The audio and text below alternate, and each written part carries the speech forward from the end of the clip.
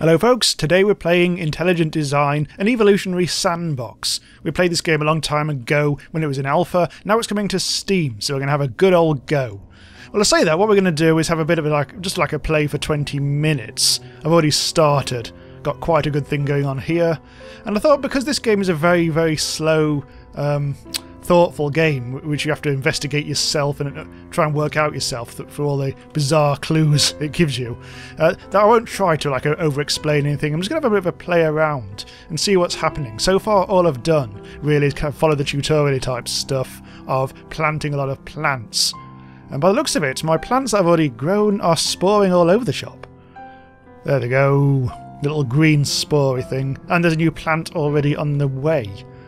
In fact, it's bloody hell, it's sexing all over the shop now. Look at this. Right, so yeah, I've planted some plants up a pole for some reason. And I'm harvesting some biomass, which is actually quite high at the moment, 12,000 in the top left. And I've also got a science unlock to sort out, so let's have a look at that. It's got quite a tricky control system. You have to hold down buttons to move the mouse. So I'm going to unlock that.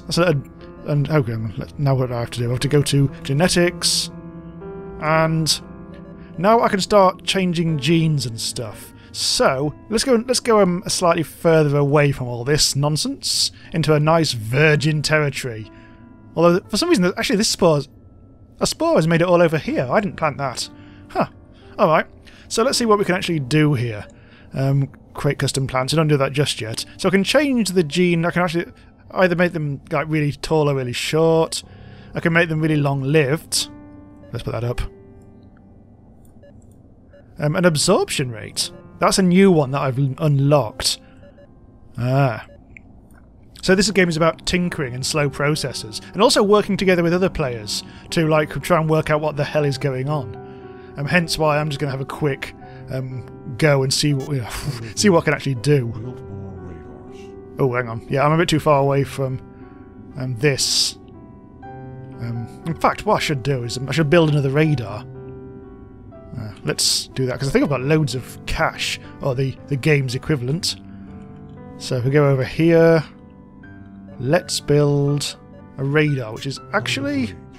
Build more radars. Out of range. Do I have to build... Oh, maybe I have to build the radar in the range of another radar, which I think one might be just about here. There we go. So in theory now I've got another radar, I should be able to do some more stuff over here. Right, so I'm creating custom plants based on the stuff that I've set up here. There's some. It takes a while because you get a little zoomy wormhole effect, and all the spores will come out of that, and they'll get blown by whatever local wind is. It appears to be blowing in this direction at the moment. And our new plants, well, a lot of them are dying because I think they're trying to grow, well, partially in a wall, but also grow too close to each other. So that's our new sort of plant. It's kind of like a different, kind of cyan colour. They're not surviving very well. They're already dying. We should be fine. So we'll leave them to it, the cyan coloured ones, and go back to our lovely, lovely green ones over here. Well, things look okay. But at the moment, it's not just plants you can actually have. You can actually have herbivores and carnivores tootling around the place, which I haven't actually introduced into this ecosystem. The whole point, I think, is to really like do research and get a nice stable ecosystem and please your overlords, who are a plot element, but it's all very vague intentionally so. So, let's get some... All we can do at the moment is get some random herbivores and carnivores. And we've got loads of plants at the moment, so it makes sense to actually add herbivores.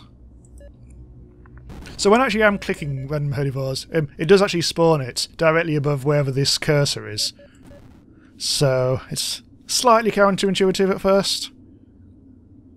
Anyway, so let's get a bit closer up. These guys, these herbivores, are this lovely blue colour. They take a bit of a while to get going, but now they're on the move. They're kind of like little mice things, like little race car mice that'll tootle around and try to eat the plants that are in the ecosystem. That, by the way, that's like a researchy thing. If plants are growing near one of those... In fact, let's get close up. Let's get rid of... Try and get rid of some of these... That thing at the bottom. Ah, that's just have to click, don't I? Right. Yep. So you can see there's a bit of plant research going on there. Oh, damn it! That plant just died. That's all contributing into various things. Science unlocks. Let's see. Let's have a look down here. Oh, god damn it! It's down here. We've got quite a lot of science researched, mainly plant science. And if you've researched enough, you get to tinker with new genes. It's all very confusing. And you can see our predators are actually getting quite big off the fat of the land. There's some blood. Yeah. See, these are herbivores, so they're not trying to kill each other, but... Oh! I tell a lie. Oh my god! They're self-destructing. Maybe there's plenty of plants, though, I think. I think they're... Well, let's actually introduce some... Actually, let's sort out the science first. I can unlock more genes. My ecosystem is very, very planty at the moment. Genetics. And... So now I can change the root range. And there's another number that you can go up and down with and not understand until you've played it a long time and worked out what the hell is going on. Let's go over here again. A few custom plants. Let's do it. A few things over there. And these will probably be a different colour again, ever so slightly. There's spores. Oh no, it's just more green stuff. So that's going to be that wall where the root range is really high. God only knows what difference that will make. Meanwhile, over here, those look identical, but there will be spawning new generations of plants. And slowly but surely, things will happen. So let's introduce some predators, and which will actually attack the herbivores. We haven't got many herbivores at the moment. We should actually have a look at the graphs, see what's going on. Yeah. That. Yes. Graphs. Yes. Graphs. Let's not look at them. Okay, let's go to... God damn it. Go to carnivores. We'll get some... Oh, here we go. I've actually achieved... created a species of carnivores, herbivores, and have grown 100 wild plants. So if you look at the bottom right, that's where we're actually going with those targets. We've just started day 3. Oh, I don't think we've just started. I think it's been going for a while. We need to research 3,000 science. I think we're getting close to that. Let's just double check that. Yeah, we're getting there very quickly. Research the first herbivore gene. Right, that's only going to happen if our science station down there is doing all the sciencey stuff with Matey Boy here. I want to upgrade that? Maybe I'll try upgrading it. Make it a bit bigger. Get more value out of it. Well, whatever. So where are these carnivores gone? Wasn't really paying attention to where they landed. I think we might need to introduce quite a few things into our landscape. Oh, that's miles away. Let's put it down there. Herbivores and carnivores. Oh, meanwhile, the herbivores are eating the plants, I think. So meanwhile, miles over here.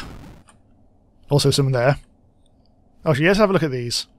Well, I'm not sure which ones are these. I think I've got some of each. I think there's some herbivores and carnivores. The red ones are carnivores, and immediately the herbivores are dead. Yeah. Carnivores, very, very hungry. Having a little bit of a race around, chasing the little blue thing. Do-do-do-do-do-do. They're not very effective, even in a pack of 3. Yeah, herbivore is just not having none of it. And it's happening all over the place as well. Oh god, there's some little ones! Look! God, this is not long for the world. Yeah, you can see the blood. There it goes. And so you'll be able to see by checking graphs, if you understand the graphs. The bottom left one, herbivore versus carnivores. So the herbivores, we introduced loads of those, and then a lot of them died. And then we've introduced some carnivores, and I suspect the herbivores will be dying all over again. But you use all this information to sort of like tweak things over the generations and let things happen and change things around and see... Well, you just basically have to do science. It's a strange old game. It looks very abstract, but there's some incredibly strong, sort of like proper-ass evolution mechanics behind it. So you have to be of a certain mathematical and scientific bent, otherwise you're not going to get much out of this. Oh god, hello graphs again. So there's a few other things I can show you just whilst I'm here. Listen, this is really high up. This, by the way, is not the main original. I think if you can actually start on quite a flat, straightforward place. I've decided to go for a lumpy one. I think there are 3 different kinds. Just have a quick look around. All very pointy. Go down, pressing completely the wrong button. I keep pressing space, which is the action key. When I should actually be pressing other stuff. So if you go down here, that's as I say, that is the biomass collector. That'll go towards, well, it's currency. Buildings. If you want to build more buildings, such as another research station to the other ones we've got, or the biomass collectors, or the radars, which will extend your range, they all cost, and they also increase in cost the more you buy. Plus, there's lots of system stuff. And I've got science unlock, which I've completely been neglecting. It's actually a herbivore unlock. Ooh! Performance target met. Hooray! There's quite a lot of targets all over the shop. Go to genetics. And now we can finally tweak this. We can change the speed of our herbivores. And we can actually make them motor all over the shop. So let's just plaster this pole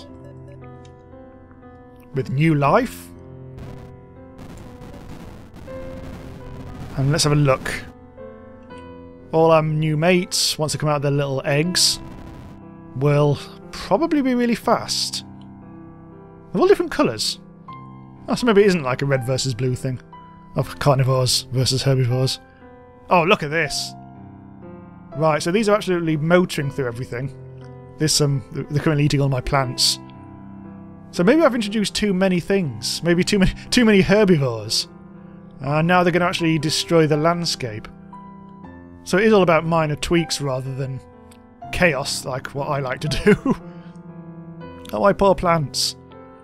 Well, this is the point where you start to think, well, maybe I should just introduce more bloody chompers, as they're now called. Oh, I'm pointing at the wrong thing. So, bunch of carnivores. Let's check the graphs. Yeah, you can see the bottom left. My herbivore population has just skyrocketed, thanks to my godly-like interventions. Meanwhile, my plant population is reasonably stable. My world score is up and down all over the shop. Got now 79. And the thing in the bottom right is, I don't know what that is. It's something to do with the climate, which apparently does affect things. It is night, by the way. Exciting stuff. Right, get rid of the graphs. So what's going on? Bloody hell, some of these, I think there's a herbivores.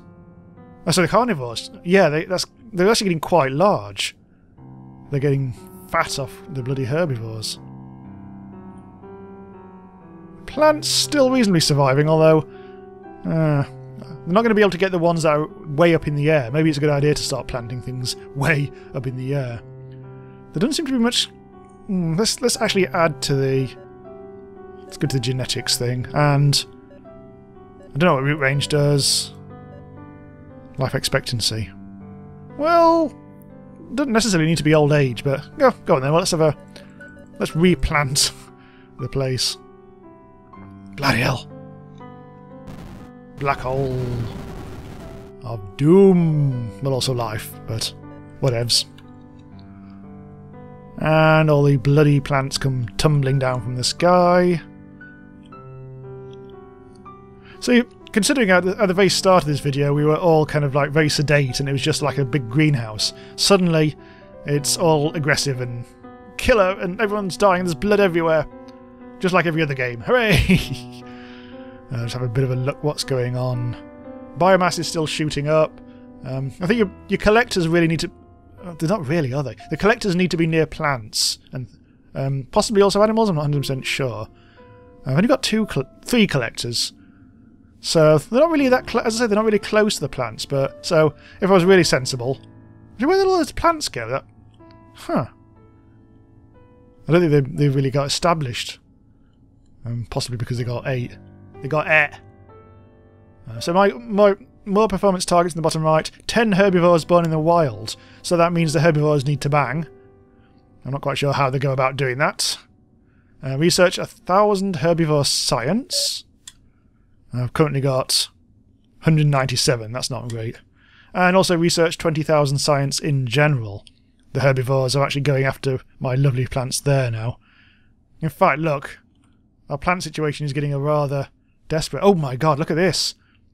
It looks like there's a carnivore that's not exactly gone rogue and everything, but it's really... well, presumably the herbivores came over here in search of these plants, and then the carnivores followed, although it's actually having a little bit of trouble getting up the slope. It's like a hill climb. I think it's about made it. It looks like those herbivores over there are now for it. Ooh, bloody hell, he knocked that one out of the way. And they're off for a spin in the Wild West, by the looks of it. This is nowhere near anything. Come on, mate. You're not going to find any plants over here. There's like Wile E. Coyote over here. It's fallen down. It's just a bit clumsy. I think the herbivore is a bit cannier. Leave them to it. So they're all safe at the moment. But in general, the only plants that are surviving now are the ones that are way up in the air. Although there does seem to be a new batch over there. Oh, science. And I've got more science to unlock, actually. Let's do that. One plant unlock available. So I'll switch over to genetics. And the new thing that we've got is efficiency. So we can have some efficient old plants. Or we might want to dial that down for whatever reason. This is where things get very kind of sciencey and experimentally and kind of like slow and long-termy. So it's not ideal for when you're doing like a hooray, let's play, let's do all this and show things in 20 minutes sort of thing. Yeah, I think this is a game where you'll probably know within like 30 seconds of seeing this video whether you like this sort of thing or not. But if you're really into like complex, slow research, maths and things like that, you'll probably dig it quite a lot. As I say, it's proper, legit science behind this, not fly-by-night nonsense. Right, so I will pause here. I think everything seems to be going alright. Actually, it's going dreadfully. Let's have a look at the graphs. Yeah, carnivore population has stabilised. Herbivore population's going down. Plant population, yeah, it's taking a bit of a tumble because we're a bit pissed. My world score is doing the same as well. So yeah, there's still lots to discover for me, I think. Yeah. There's also a force field, which I think is something to do with if there's bad weather, then you might want to do something about that. I used to know that ages ago when I did the alpha. I did actually work that out, but it's been a long time ago. Okay, so as night falls on day 4, so thanks for watching. This has been Jamie from Randomise User. And do check out my other videos. So, oh my god, that spore just went flying. I wonder if that's one of a new breed of plant, where the spores go absolutely mad. Plenty to discover in this. Yeah, so thanks for watching. Do subscribe if you want to be notified about all the latest and weirdest indie games. Do consider supporting me on Patreon as well, because that's good. And it will enable me to make even more videos about the best indie games and all that. So, see you next time. Bye-bye.